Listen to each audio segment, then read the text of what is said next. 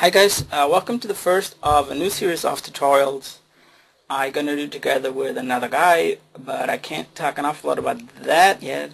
So this is the first of many to come. This is what I can say, and we're gonna do a feather rig with PFlow Toolbox 2, and we're gonna create the stem, and all the body of the feather is gonna follow nicely in secondary motion and flowing and all that.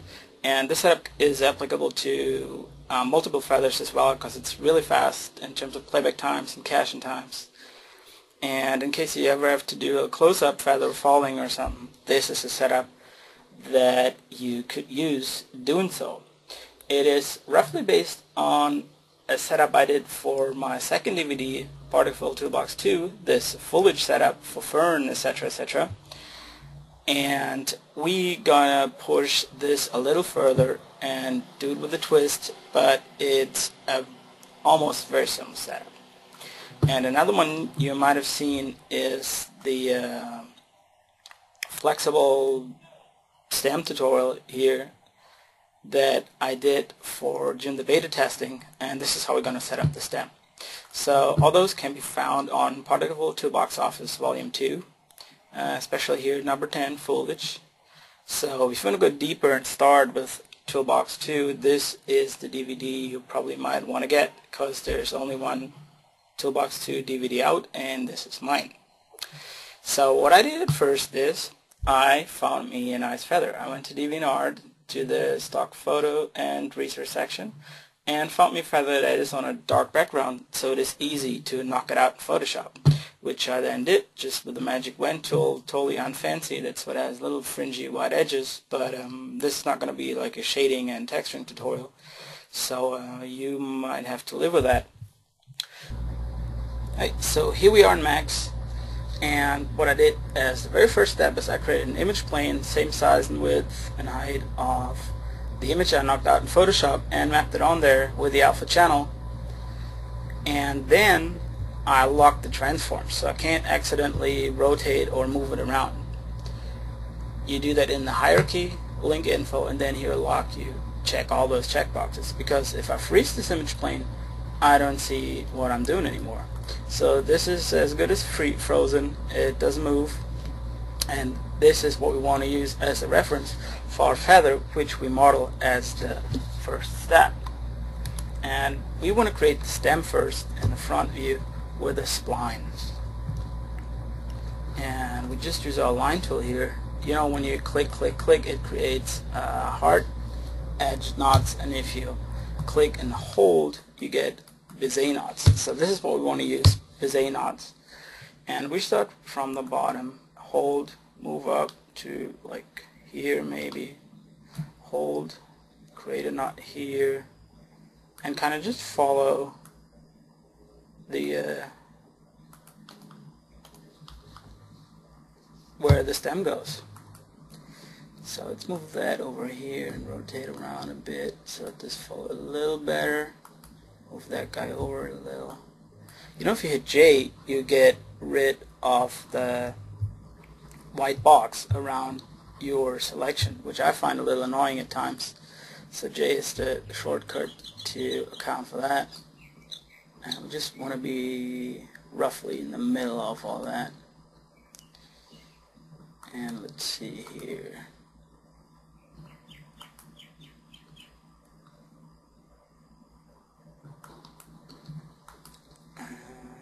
Rotate that over a little.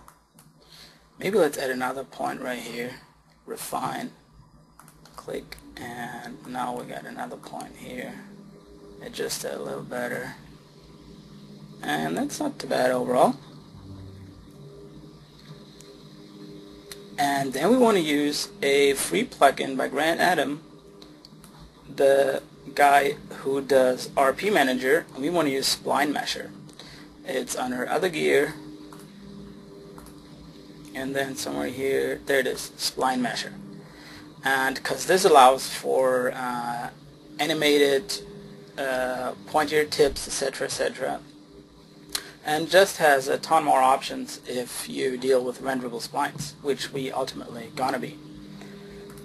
So let's add that modifier on top here, spline masher. There we go. And alright, first it creates a renderable spline for us that is all the same diameters. 16 sides, 32 length segments is probably good. And we want to make sure that we use grow style 1, which is going to account for a pointier edge or a growing edge depending on your settings. So grow style 1, where we get this little pointy tip, and then we want to play with some settings. In particular this one, tip blend range, because our feather stem is the biggest somewhere around here in the center, and it's very pointy and thin at the top. So we're going to make that all the way to 0.999, which is a blend throughout all the lengths of the shape here. And then we want to get down and make that as thin as our feather stem is at the tip. And we want to make the tip probably 0, which is the smallest it can get. It's just a point. And that overall doesn't look too bad. Shape maybe a little bigger. And we can always add an edit poly on top, which I'm going to do right now. And then with some soft selection, just notch all those down a bit. And move it a little. And yeah, it's not too bad overall. I kind of like it. That's gonna do.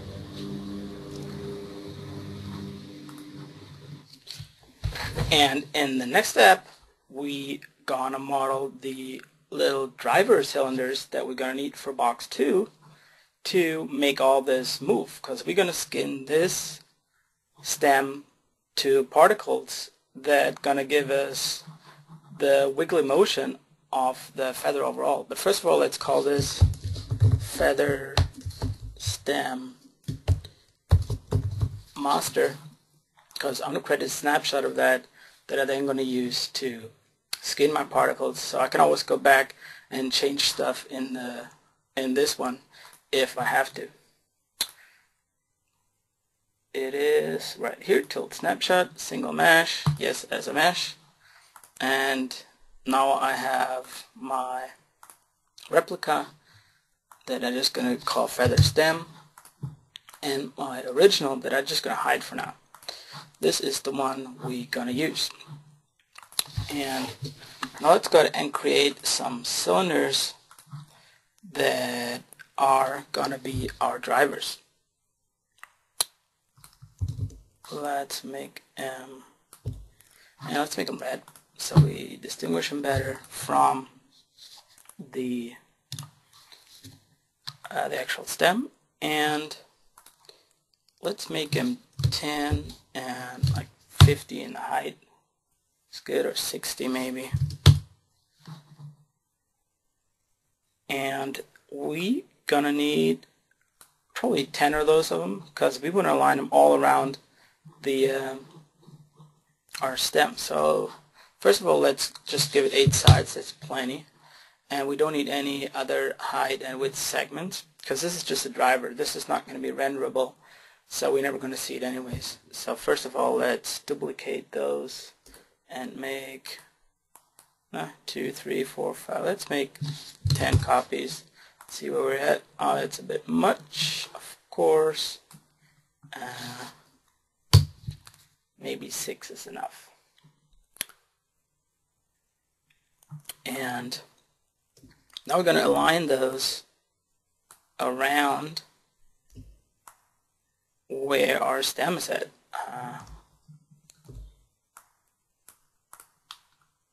Just roughly like that. I think we're going to need at least 1 or 2 more of those, but we'll see where we're at.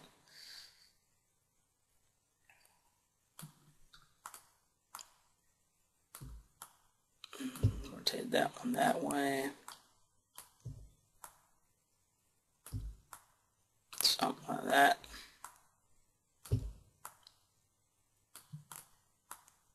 We're doing alright here with the amount. This is 7 of them. So what I want to do next is I roughly match the width a little bit better. Let's make that one 8. This one 7. Let's let that stay 8. This one 7. 6. You get the idea. 5. 4. And 3. So this is going to be our stem driver right here. Let's find those a little bit better. Doesn't have to be perfect, but shouldn't be crappy either.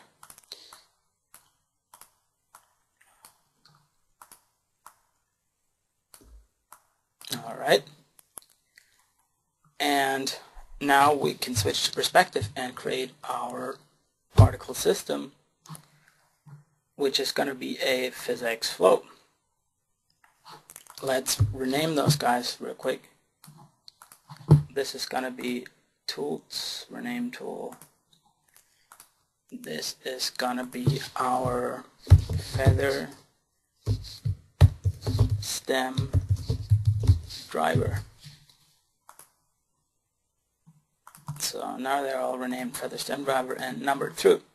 So from this physics flow, we can scrap almost half of it. What we will need is the physics world and the physics shape. The rest we're going to rip out and replace. First of all, birth grid is going to be a birth group because we have our shapes already that we want to be, we want them to become particles, and we just add them in here in our list and update that. And if we hide, we're gonna have cubes. That's because we still have a shape operator in here that's overriding what we get from our birth group. So this can be scrapped. Delete that. There we go. This is our shapes so far. Nothing is glued yet or connected. They just fall down and have rigid body dynamics. We can scrap the spin too. We don't need spin here. And what we want to do ultimately is, if you remember the video I showed you, is we want to have it wiggling back and forth. So what we want to do is we glue them together one by one, but we also want to glue them to, let's call it a wiggle driver, like probably a box that we just animate slightly, whatever, 10-15 degree angles, that is just rotating a little, and all those guys will follow with secondary motion and have this wiggly, nice waving motion. But first of all, let's glue the feathers together, and we need a physics glue, and physics tests always go under the physics world if you're familiar with the procedure, and we want to choose a rigid binding type.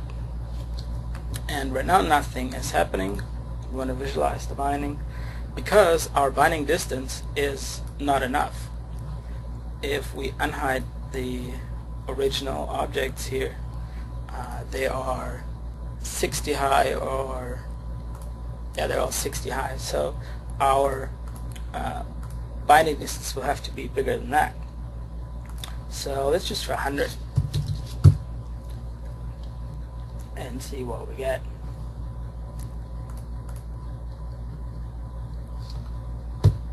And there we go. Let's make those like orange or some more visible in the viewport. Bright yellow maybe.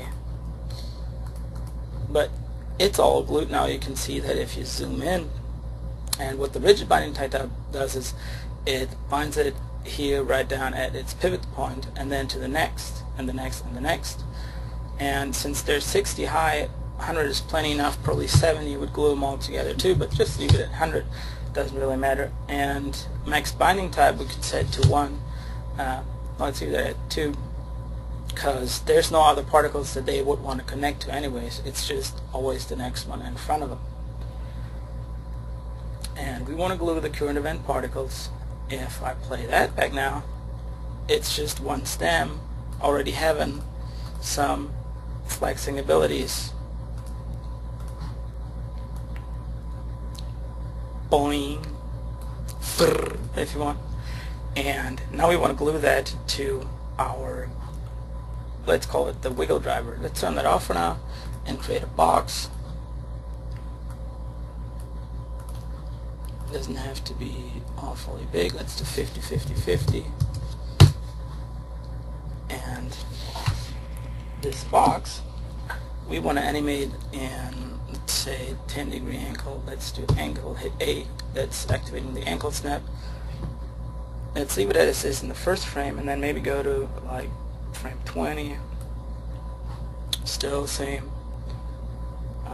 Frame 40. Or let's do 50. Something like that. That is -10. Let's go to 80. That plus 15 maybe. Let's activate the key snapping so then you can easily switch from key to key. That's a bit much, maybe that's good. Then at 120 maybe, go back again. Actually, let's just copy over the keys as we have them. Nope, we don't want to select the physics weld, we want the box. There you go. And now just take those two keys and hold shift and drag them and copy them over. Something like that. Check that out a bit maybe. And one more time. And in the end, I want it all to become neutral again. Something like that. And so now our feather is wiggling with a little different distances on each ankle. And this is going to be our wiggle driver. Let's get that a little closer to our stem right here. Oh, that's almost inside of it. That's probably good. And we want to glue all those guys to this wiggle box now. In order to do that, we need to make this a physics deflector and set it to animated surface and activate it, because we can glue it. It has to come a little further down.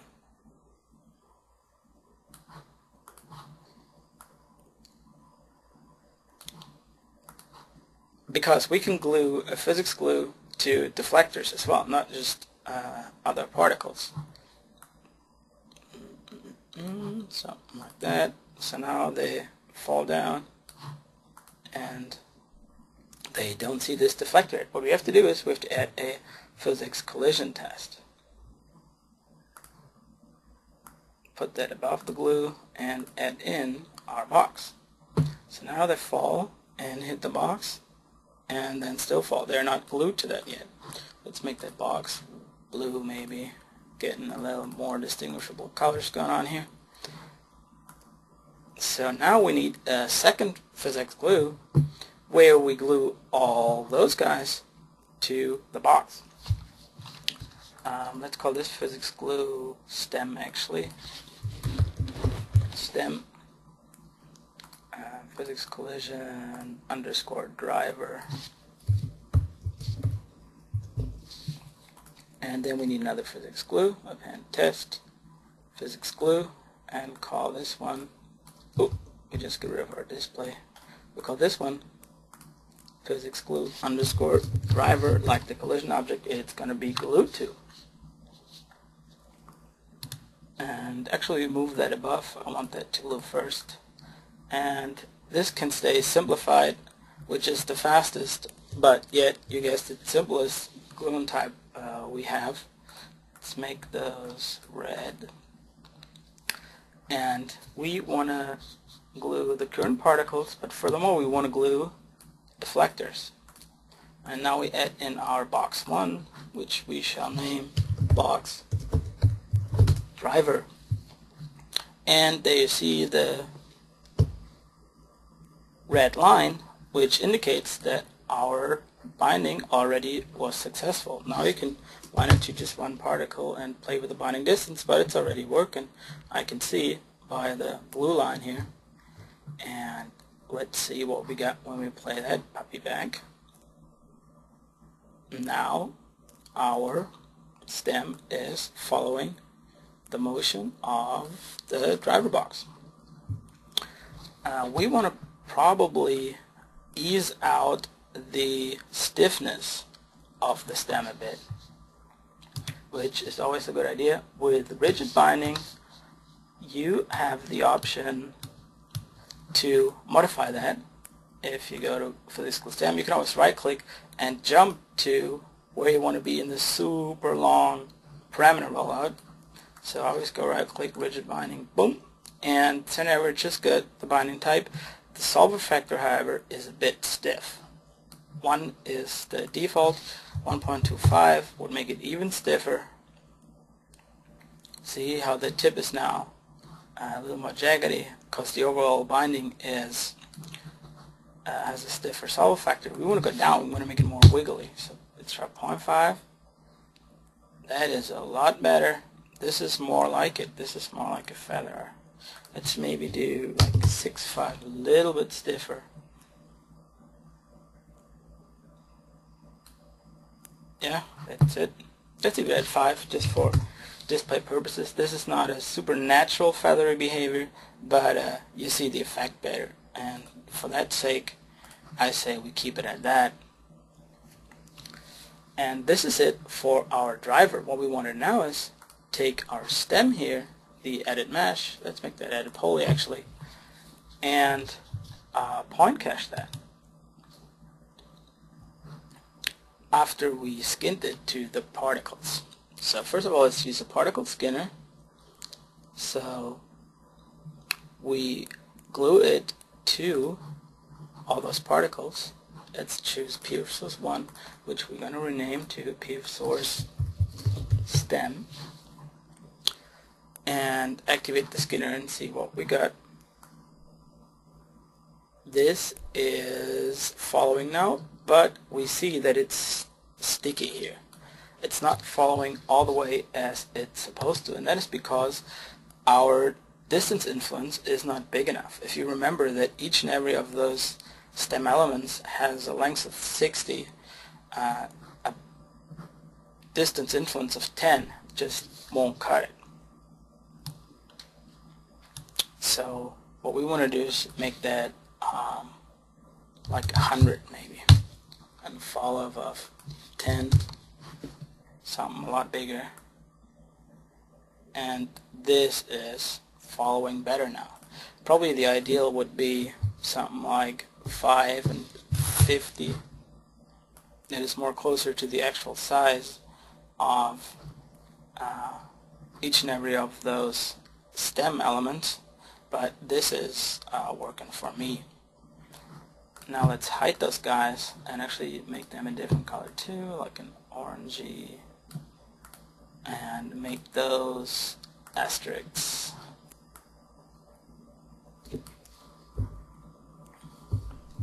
So this is our stem wiggling, and you can see a little that it's a bit stiff at some certain elements.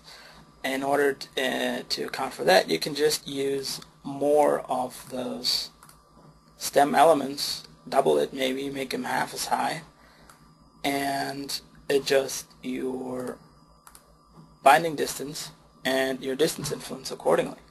But for now this is going to work for me.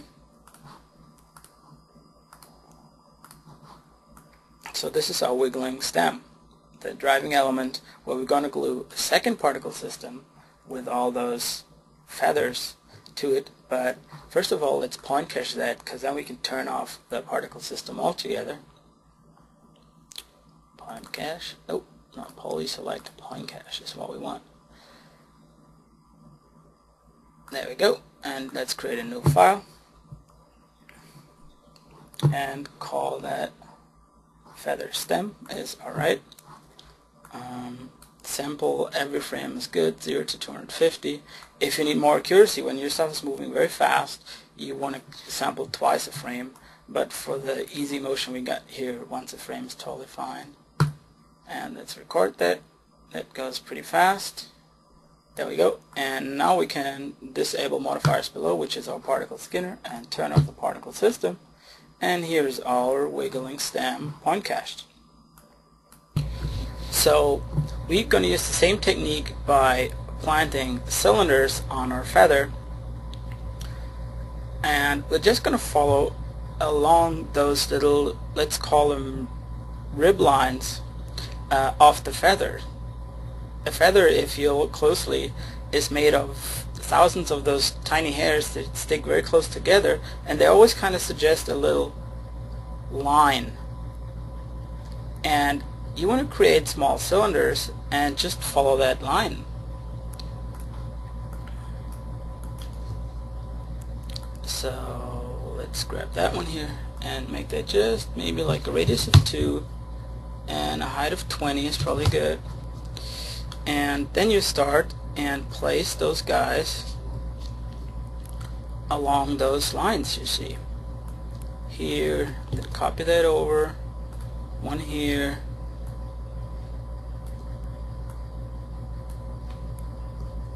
a little over, and let's switch to a local axis like that, put one here, and then maybe take those two guys and instance them over,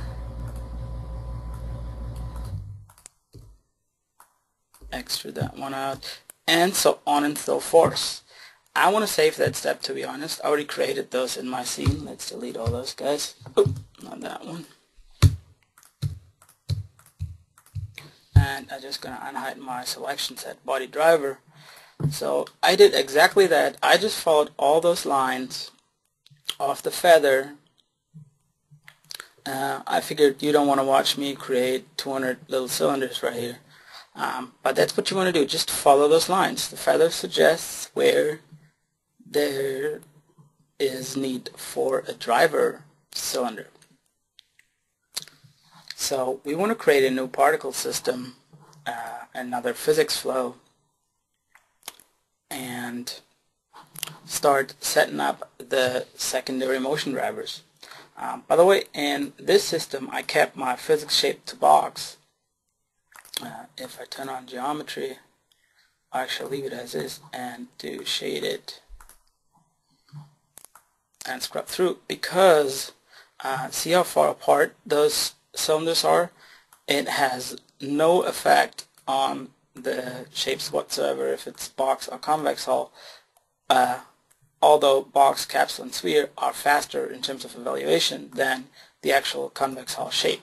So that's where I left it default, because that works exactly the same. They're too far apart to ever even touch.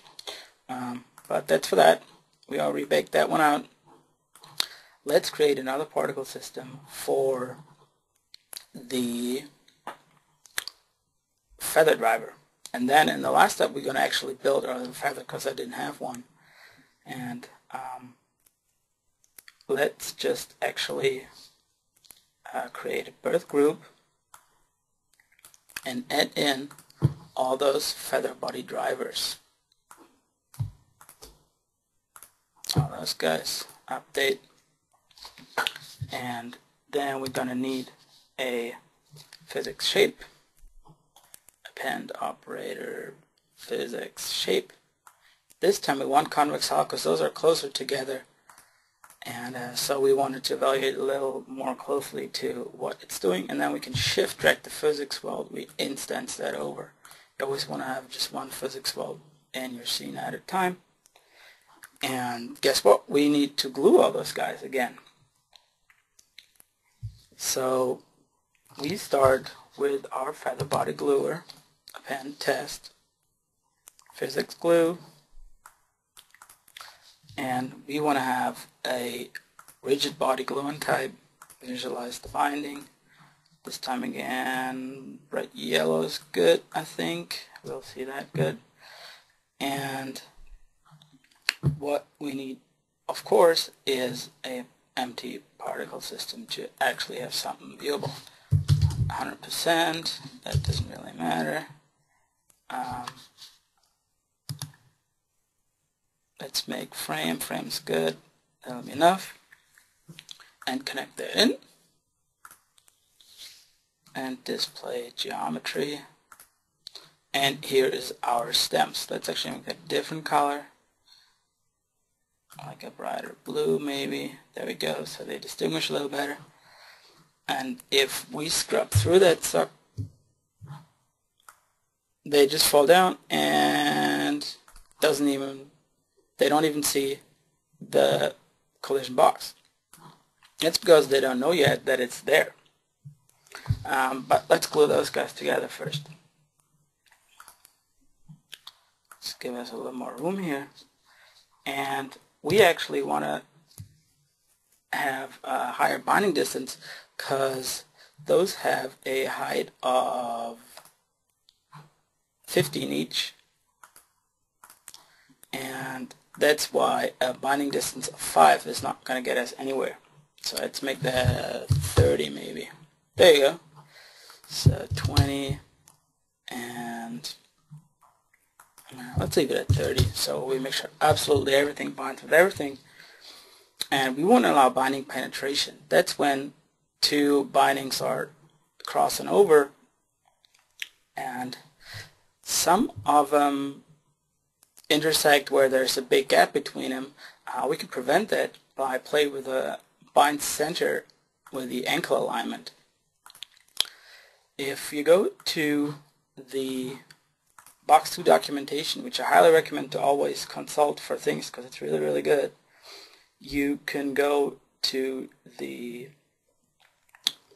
physics glue and you can hover over all the options here. Bind center align. This is exactly what we're going to do. We're going to prevent them to bind if the other particle is too far away of an angle to really matter. And allow binding penetration you set right here. We allow them to penetrate in case they're going to intersect a little. Therefore, obviously, we have to set our collision shape tolerance a little lower. That's alright. You can do that. Go into the shape and make that maybe like 0.1. And now if you allow binding penetration, they can actually intersect, although being bound. So we want to play with a bind center alignment angle. And now you can see that here, if we raise that number, they hopefully going to be start glowing back together.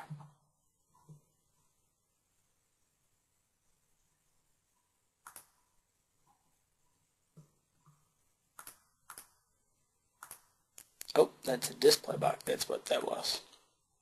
So now you see, if I scrub through and lower the angle, they start being just bound along their length axis. So if I play that back, we're going to have a bunch of connected strands falling, being glued together as they are, as little flexible elements of strands. So we want them to stick together a little further closer, because those little hairs of the feather are kind of like glued together. They have little hooks there, like, think of Velcro maybe. So let's get that a little higher again. Uncheck and recheck visualize binding, and you get there. So what I want them to bind is probably around 2 is good. So we still have those sorted out as single. If I uncheck that, we get more binding between bigger gaps. And so we have a little less of those guys binding together when there's a large angle between them. Let's see where we get at 1 maybe. But then we don't glue those together. So it's always a little juggling and testing in the animation what works best. And we have crossover bindings as well. Now let's do 2. 2 is good, I think. So now if we play that back, we have this chunk that's glued together, and then it's going to create chaos on the bottom because all those bindings are interpenetrating. So we obviously want to glue those guys to the stem. In order to do that, we got to make the stem a collision object again. PFlow collision object, animated geometry, just like we did with the driver box, and activate that. And now we need a physics collision. Put that over the glue and add that in. Box driver. Nope, not that one. We need the feather stem this time. And we want to glue just the inner ones to the stems. Those can roam freely, just as they desire. And we're going to create another physics glue, test physics glue. Create that over the body actually, because I want to glue those first in like hierarchy wise. And again, we need a rigid body binding type. Let's make this red maybe. And we don't want to glue the current event particles, we just want to glue with a deflector. And this time we pick the feather stem. You will see here the red little guys are all the connections of just the inner ones, because we keep the binding distance low this time. If I make that 20, we'll have all those further ones connected. So if you for any reason want to have the inner circle of feather body drivers stiffer connected to the body, you want to have a higher binding distance. But I just want to have the very inner ones connected only, so I'll leave it at 5 maybe, or 10. Let's see what we get here connection wise. Yeah, see, that binds only the inner ones. Sometimes you have to zoom in closely. There you go, it's a little right there. And this is what we want to have for binding. When we scrub, we see how they all wiggle, but it's getting a little chaotic very early on. So again, we want to play with the solver factor here. We want to make that stiffer this time. Let's try 1.2. And we can close that out.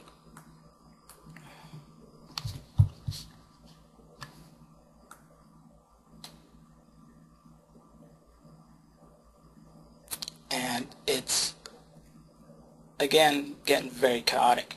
So what we want to do is we lower the overall time scale in the physics world of how things should be evolving here, and maybe we change the subframe factor as well. What we want to do too is for those stems, we don't need ground collision. They're never going to collide once we glue them tightly, and we don't need gravity either. I just want a slow wave. If we apply gravity, they're all going to sink down at first. That's not what we want. If we uncheck gravity, see, we get a little better feeling overall of what it does. But then again, the second half it gets a little more chaotic. We don't want that. So we prevent that by having a lower time scale here. And subframe factor, let's try 3 or 4. That'll make it overall stiffer.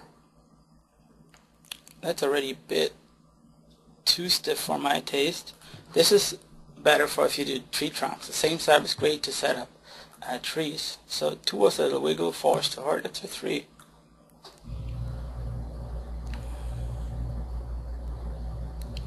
Yep, that's already getting better. More subframe factor means stiffer gluing because it iterates and checks for how it's glued more often per frame, of course. And time scale wise, let's get down to like 20% time scale. And you can play that back in real time. But let's cancel that. I like scrubbing through stuff because I like how responsive it is in the viewport. And that's already a little better, a little less chaos here. This guy's a little breaking out. Maybe we need more binding. So let's bring that over and open that up. So let's call this guy physics glue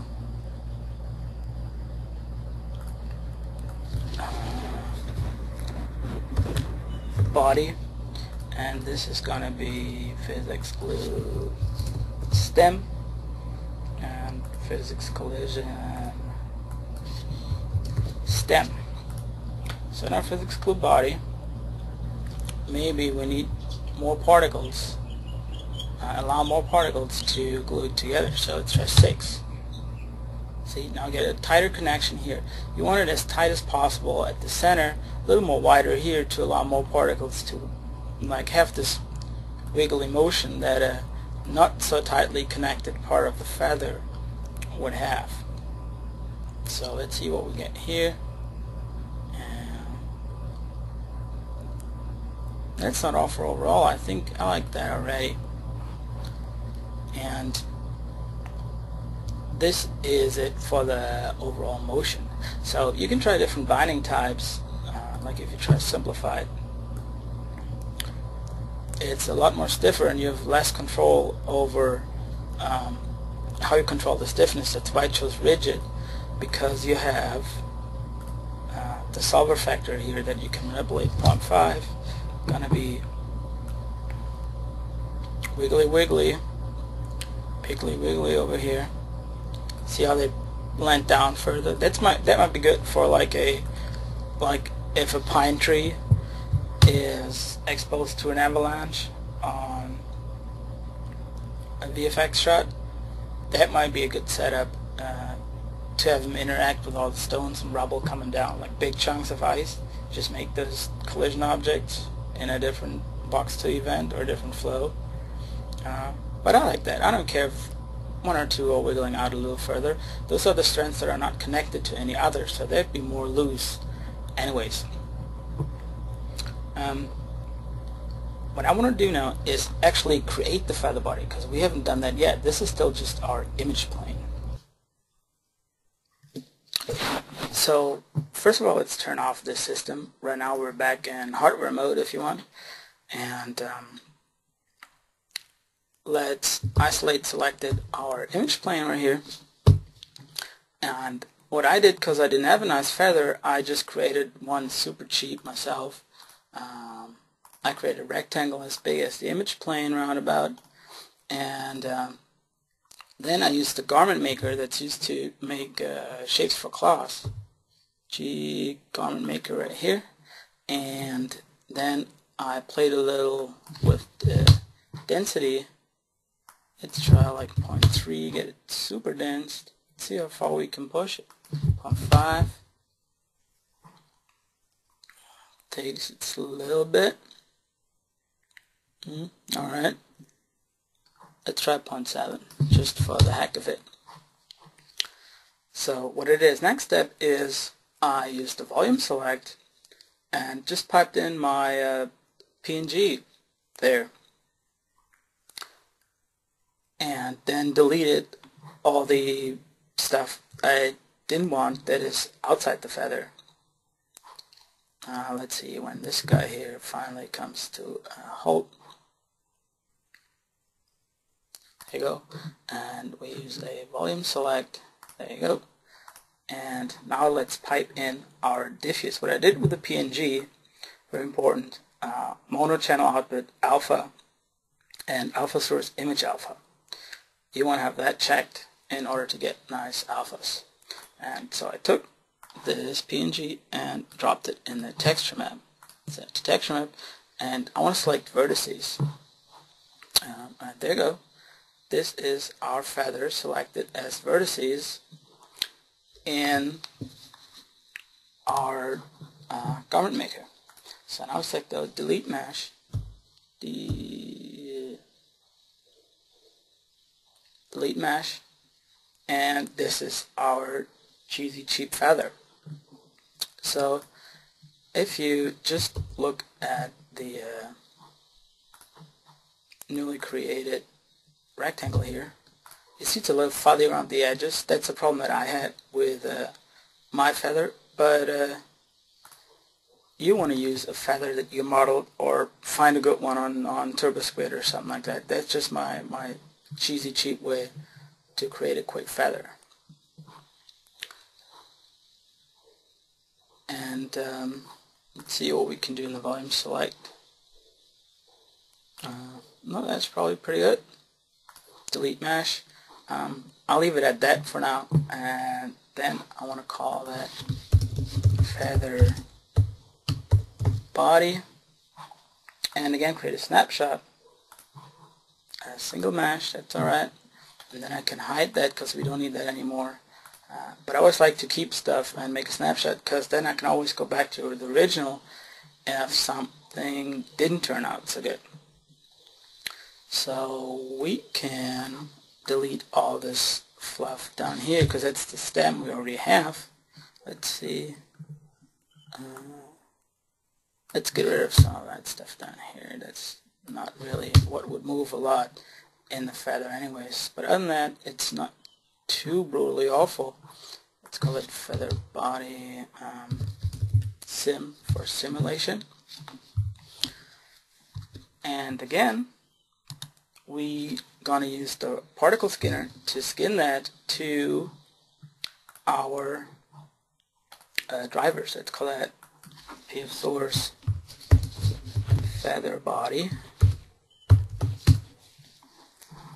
and we want that to be driven by our body drivers. So we use the particle skinner again. Let's make that add a poly. Gonna particle skinner. There you go. And add in our particle system feather body and hit activate. Now let's see what we got here. First of all, let's hide our image plane for a second to not be in the way. And let's make the feather red so we distinguish it better from the rest.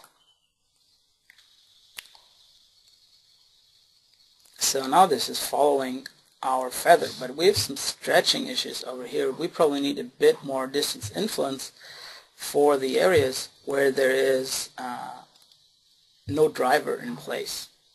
So those get carried along with, like in this area we have a little bulging here, and in those areas where there's not a lot going on driving wise, we need more distance influence. See right here, the outer parts are sticking in place because there is no driver here reaching that far out. We could place one there. It's probably the first approach I try, but I just go ahead and make that distance influence 30, and again a huge fall off. So this guy, and this guy possibly have a chance to influence all this area here, because our control element right now is 4. 4 particles can influence an area at once. And there is those guys following. We still got some stretching over here. That's the downside of the large influence radius, that it influences areas where that are in between two driver strands, and then it gets pulled back and forth altogether. But I wouldn't worry about that too much. Overall, I think we got a good thing going on here. So let's make the geometry here ticks.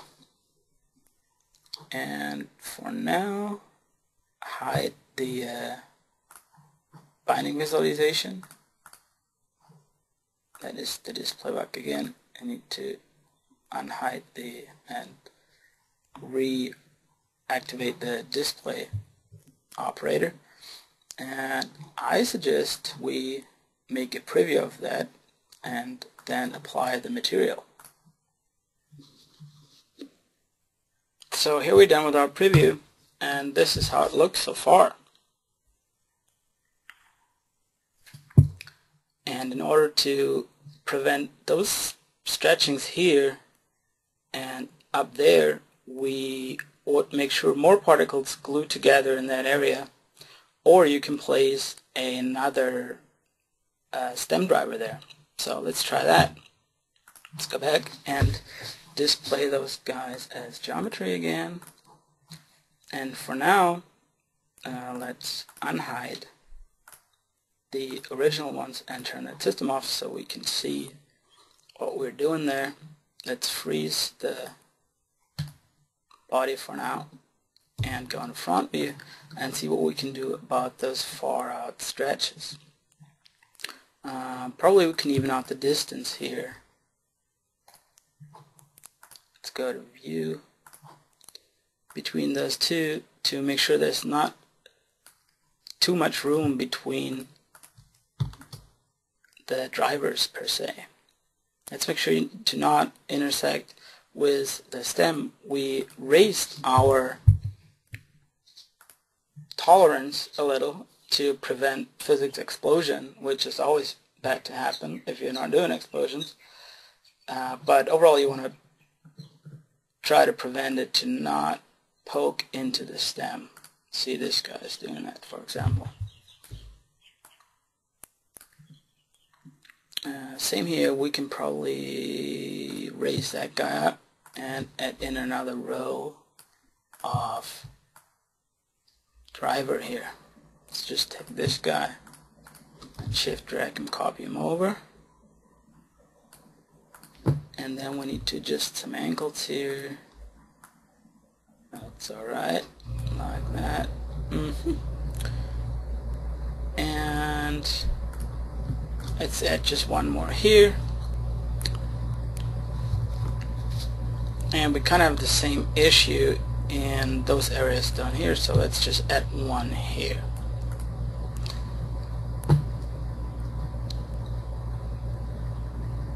And let's add one more here. There might be some bad stretch in this area too. I think I remember seeing that. So let's just bring that guy down and point it up a little.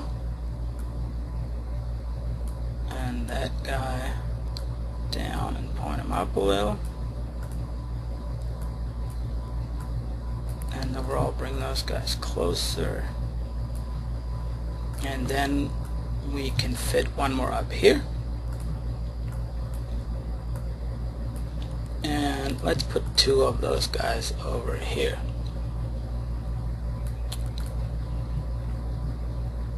That should work a little better.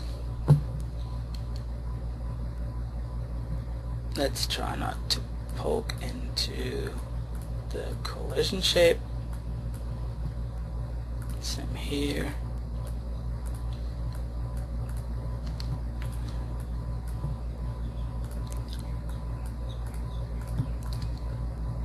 And then let's try that one more time. Actually, let's add one more guy over here. And one more over here.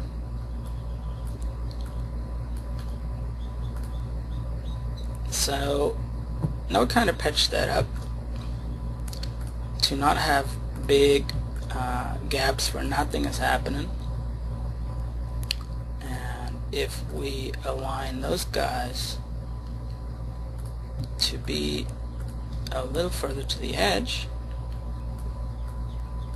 then we can put in a whole new row of drivers in the middle. Something like that. Not too bad. Same here. Don't poke. Don't poke. And now let's add all those guys in. Let's turn the system on, and you see some of them stay red because they're not in the birth group yet. So we just add by list and take all the new ones and hit update particles from object and height. So now the particle skinner freaks out, but that's supposed to happen because the IDs of all those guys are changed around us. We just hit uncheck activate and reactivate. There you go, and it's skinned again. Let's see what we are going for binding wise.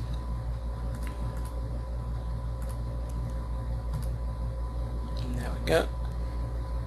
And overall that is looking pretty good. We get more of those interconnecting ones now, which we probably don't want those to interconnect. Let's see what we can do about our binding angle. to get less of those. If I uncheck that, all kinds of interconnections going to be very stiff, very rigid. Again, that's very good if you do trees and the likes. But for free floating stuff like the feathery setup, you might not want that per se. So if we scrub through here, more unique allowable. Some of them didn't bind. That would bind that way. Alright, so what you can play with as well is the bind gap. Let's try like 40. Nope, 30. They need this to be higher to be connected to others, the bind center alignment. Otherwise we lose a few that are literally too loose and then just stay where they are and are not connected. Yep, overall I like that better. There's no brutal stretching. There's a little here and there which you could fix either by adjusting the influence of how many particles are allowed to mess with a certain area. See, if I just let one particle to influence its very surrounding, we get a very like broken up kind of, you can see almost where every cylinder is. This is a great setup if you do groundbreaking, by the way. Just set that to 1 and have closed limits. Then you get this crookedy stuff, and if you break it, rip surface apart, you're going to get nice crack edges. Just add a shell and you're done with your floor cracking. But for what we are doing, we probably need even more influence. See, now we get this nice bulging and bending that an actual feather has. That looks more natural to me than it was before. Yeah, see, this area right here at 6 versus at like 3. This is crooked and all broken up. Now it's all even and strandy, more like a feather. So what we're doing now is I take this guy and use Super Mesher to bake that out. That's another great plugin that I highly recommend buying. You can buy it either through the the Autodesk, the Orbat shop, or you can buy it straight from the developer, which is Boomer Labs. It's a compound object Super Mesher, and it meshes virtually everything. I always bake my particles out with that if point cache doesn't work, but I already showed you the point cache thing, so this time I show you the how I would do it with Super Mesher. So we cache 0 to 250. 1 sample per frame is good. 2 samples means twice the frame. You always want to cache as many samples as you plan to have motion blur. Like if you render with VRAM motion blur and you plan to have motion blur on and you want to have 6 geometry receptors or 4 or whatever, make sure you cache 4 subframes, because otherwise your motion blur will mess up. Same with particles, by the way. If you want the motion blur to work as expected, make sure that your subframe sampling and your motion blur receptives match. So if you want 4 receptives for your VRAM motion blur, make sure you take 1/4 off a frame. If it's 6, do the next near equivalent, which would be 1/8, and so on and so forth. For render times, you can go even higher if you need 12, etc. Just for rendering, you do 8 ticks, and so on and so forth. But we don't use motion blur right now. Let me put that all back to, that was 6. Doesn't matter, we don't render, we just show. I already showed you the rendering. And now that we have all that set, we hit record, and if you cache in between frames, you want to check interpolate to account for that. Otherwise it'll still render 1 sample a frame if interpolate for rendering is not checked. The rest, the in and out types we can leave. You can even use a track view, much like a PRT loader or in the point cache, where you have an animation graph. And so let's rocket that and call that feather body tutorial. And the making goes fairly quick. In the meantime, I'll show you the original again, the feather setup that I had here.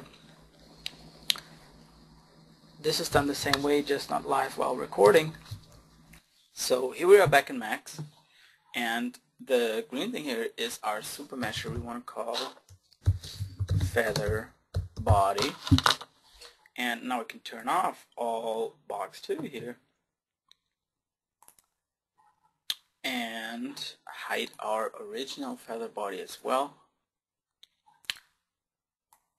And this is how our cashed out feather turn out, and that's not bad at all, despite the little edgy shape. But I told you already that's because I didn't have any better feather laying around.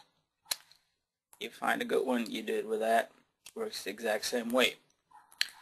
So let's turn off the PFlow collision shape here, and this is gonna be our done feather. So we can throw the shader on there, and this is how I rendered it. My shader itself is super unfancy. I just dropped the exact same map in the diffuse specular level, opacity and bumped up the bump, and it's very important that you have your alpha from the image alpha. And then it all looks a little bit nicer here in the viewport. And this concludes it. This is how the cookie crumbles, if you want. There's one thing I want to point out. On Vimeo, we have a PFlow Toolbox's Orbas group where you're very welcome to join, and you can upload videos where you use the PFlow or any of the toolboxes. Here's a pretty good tree rig setup that uses very similar setup like I was using for the feather right now, and this is for an avalanche. So that's just some inspiration here you can get in this group. We also have a little forum where we point out where you can download free presets, all the training material that is available that you can buy, where you can legally buy it, and with all the links where to order. And we have a couple of files here you might want to look into. It is all scripts for script operators for random particle mass, planting 1 particle per object vertex, to store the particle position for a fine target, so you can link particles back to find their origin. And this is something that we had to use before we had the birth group. If you don't have box 2 but want to use fragments as your particles, this is what we want to use as a burst script. And lastly, there's one how you can link lights to particles, and they're going to follow the trajectories of your particles. So come join us here. It's a fun hangout. Plenty of videos, 144 so far, and yeah, come check us out. And this is how I'm going to conclude this video tutorial, and stay tuned for more news on our new session of tutorials I'm going to record with someone else together. Keep your eyes peeled, and bye bye.